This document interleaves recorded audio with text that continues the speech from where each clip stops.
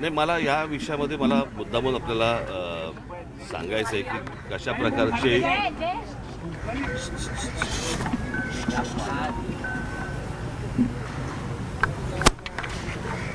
प्रकारची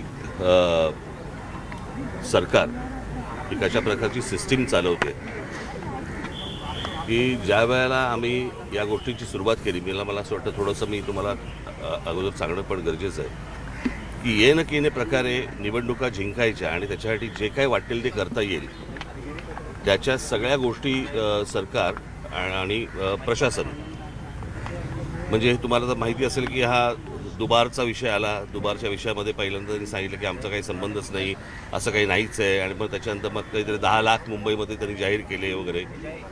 मग त्या दुबारनंतर विषय आला की व्हीव्हीपॅटचा, की यावेळेला आम्ही व्हीव्हीपॅट वापरणारच नाही. त्याच्यामुळे आता आम्हाला कळतच नाही की दाबलेलं बटन कळलं का हे बरोबर त्या चिन्हावरती गेलं आहे की नाही ते दाखवायला काही मार्ग नाही.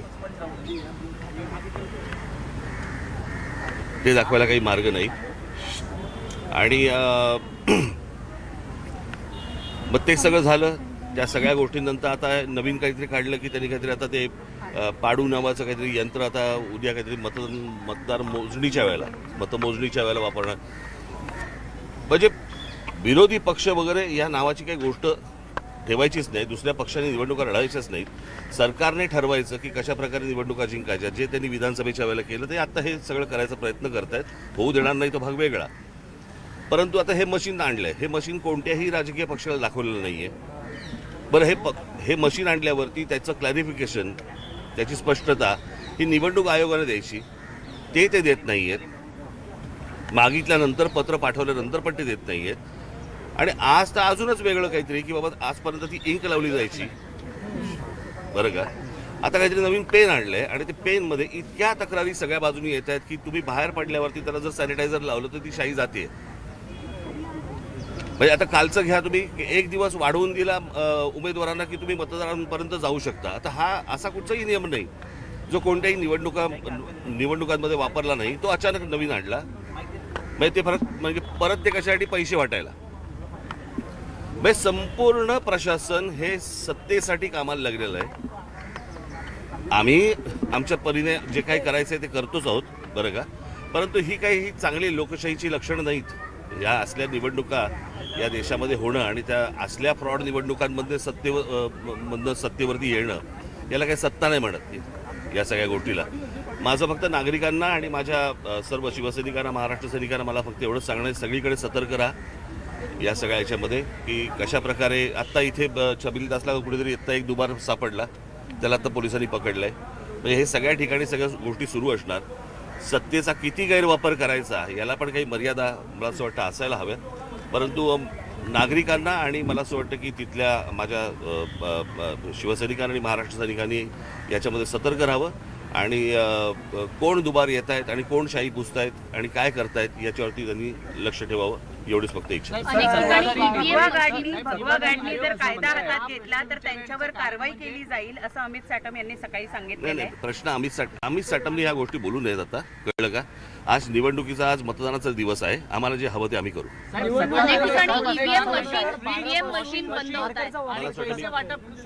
आम्ही आजपर्यंत शाही लावली ना, तू काय लावलं मग तुझं बोर्ड बघणारच का निवडणूक आयोग.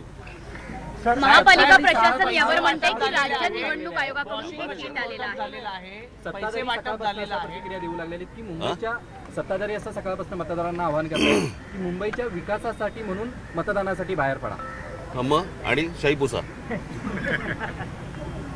पुसा, परत जा, परत मतदान करा, परत बाहेर या, शाही पुसा. हा विकास. ठीक आहे, आपण सतर्क राहावं. आणि मला असं वाटतं की आपण सर्व पत्रकार बांधव भगिनी, आपल्याला पण माझी विनंती आहे की या सगळ्या गोष्टींवरती आपण बारीक लक्ष ठेवावं. मनसे अध्यक्ष राज ठाकरे यांनी मतदान केल्यानंतर माध्यमांशी संवाद साधला आणि यामध्ये निवडणूक आयोगाच्या कारभारावर आपण बघतो आता क्षणाला की मनसे प्रमुख राज ठाकरे देखील मतदानाकरता म्हणून बाहेर पडलेले आहेत. पण याच वेळी त्यांनी इतर उपस्थित असणाऱ्या आपल्या कार्यकर्त्यांना देखील सूचना केल्यात. नेहमीप्रमाणे त्यांच्या शैलीत राज ठाकरे काही सूचना देताना इथं आपण बघतोय. मतदान करण्याकरता म्हणून राज ठाकरे जे आहेत त्यांच्या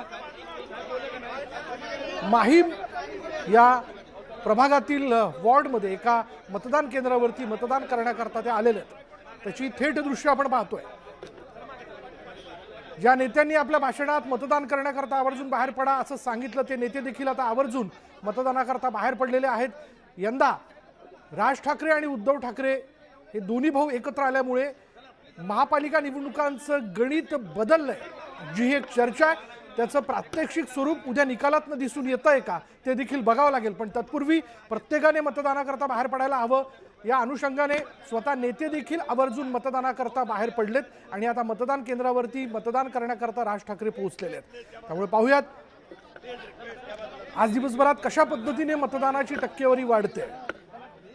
नेत्यांपासून कार्यकर्त्यांपर्यंत, कार्यकर्त्यांपासून सर्वसामान्य मतदारांपर्यंत सगळेच आता मतदानासाठी बाहेर पडतील अशी अपेक्षा. आणि न्यूज 18 मराठी देखील याबद्दलचं आवाहन करत आहे.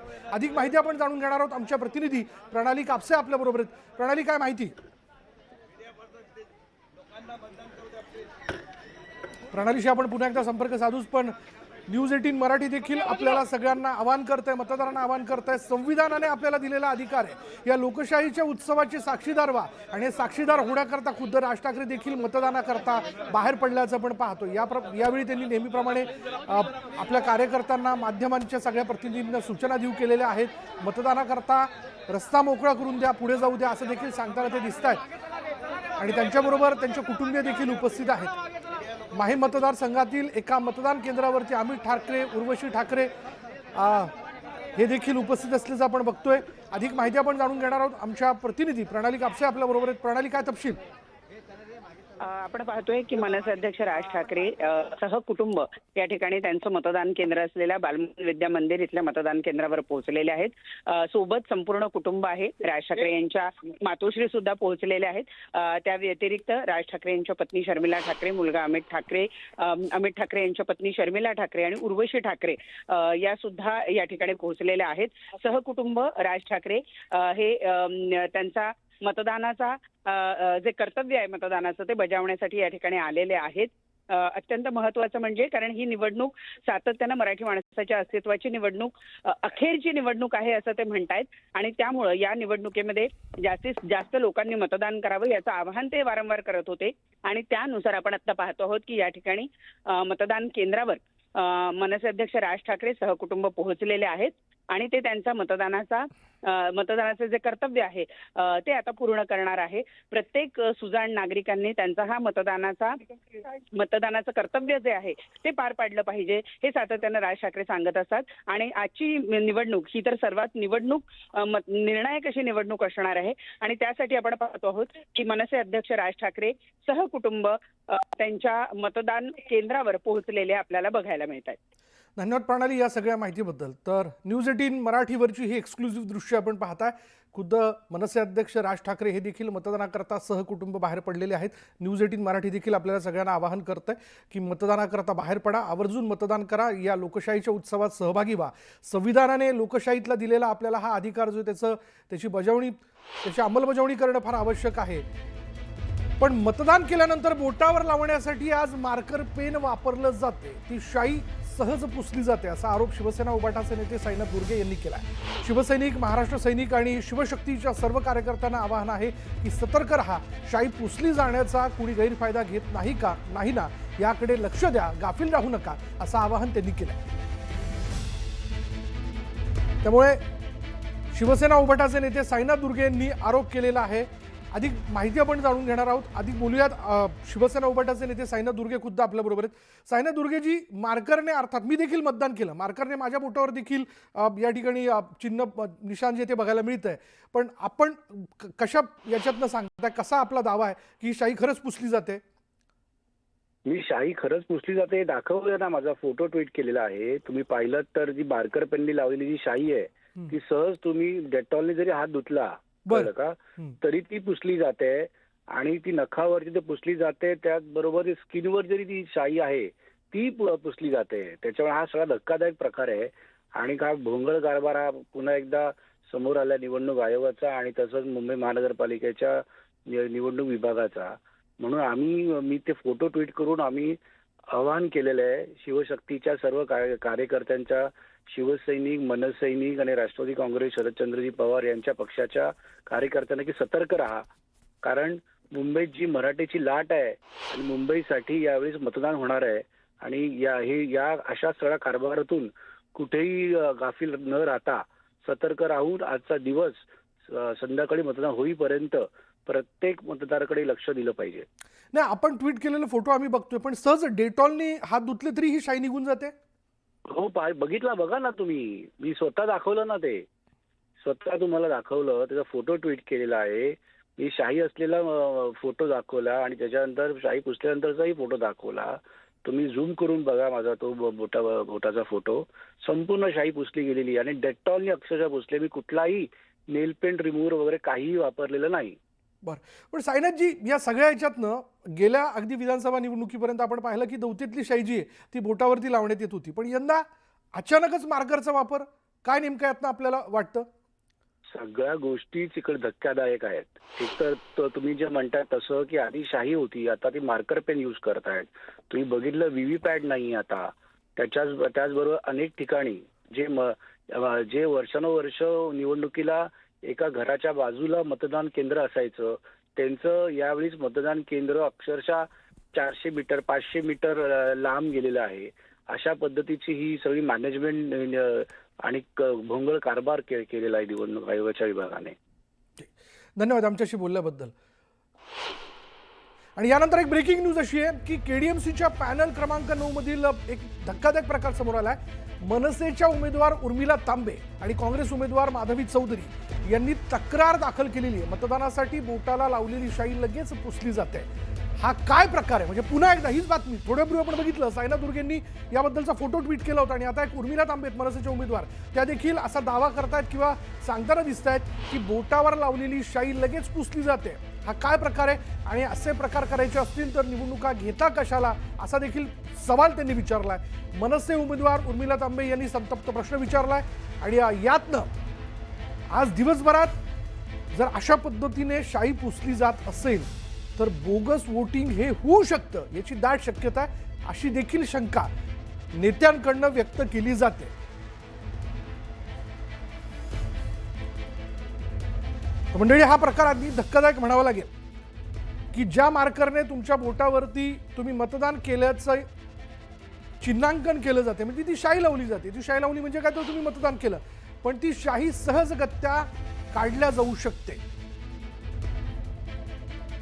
तर मतदानानंतर शाई पुसली जात असल्याची तक्रार आपण बघतोय. मनसे उमेदवार उर्मिला तांबेंनी ही तक्रार केली आहे. तर पनवेल मनपा निवडणुकीत गोंधळ झाल्याची माहिती आहे. मतदान केंद्रावर बोटाला शाई लावली नसल्याचा प्रकार समोर आला. मतदानानंतर बोटाला शाई लावली नसल्याचं समोर आलं.